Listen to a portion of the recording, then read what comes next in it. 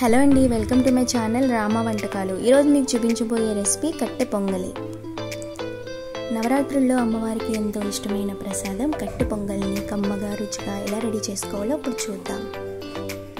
దానికోసం ముందుగా ఒక గ్లాస్ బియ్యాన్ని తీసుకొని 2-3 సార్లు కడిగి అరగంట సేపు పక్కన నాననివ్వండి. స్టవ్ మీద కడాయి పెట్టుకొని అందులో ఒక గ్లాస్ పెసరపప్పుని తీసుకొని దోరగా వేయించుకోవాలి.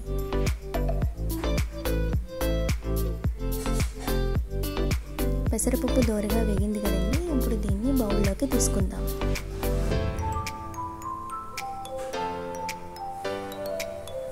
ఆ తర్వాత 4 గ్లాసుల వాటర్ని తీసుకుని బాగా మరిగించండి. నీళ్ళు మరిగిన తర్వాత పెసరపప్పు ముందుగా కడిగి పెట్టిన బియ్యాన్ని యాడ్ చేయాలి.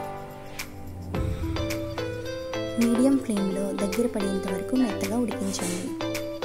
చూడండి, పొంగల్ దగ్గరగా మెత్తగా ఉడికింది కదండి. ఇప్పుడు ఇందులో తగినంత సాల్ట్ వేసుకొని ఒకసారి కలపండి.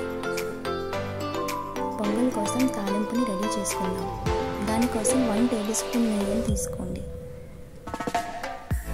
అందులో కొబ్బరి ముక్కలు, అల్లం ముక్కలు, పచ్చిమిరపకాయ ముక్కలు, జీలకర్ర, ఆవాలు, మిరియాల పొడి వేసి ఒకసారి కలపండి. కరివేపాకు, 1/2 టీ స్పూన్ పసుపు, చిటికెడు ఇంగువ వేసి కలపండి.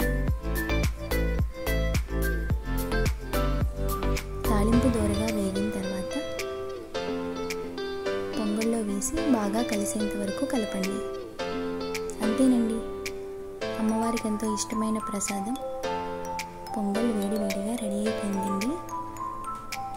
మీకు కూడా తప్పకుండా నచ్చింది అనుకుంటున్నాను. మీకు కూడా నచ్చినట్లయితే ఈ రెసిపీని తప్పకుండా ట్రై చేయండి. అలాగే మా ఛానల్ని సబ్స్క్రైబ్ చేయండి, లైక్ చేయండి, షేర్ చేయండి. మరిన్ని వంటకాలతో మళ్ళీ కలుద్దాం.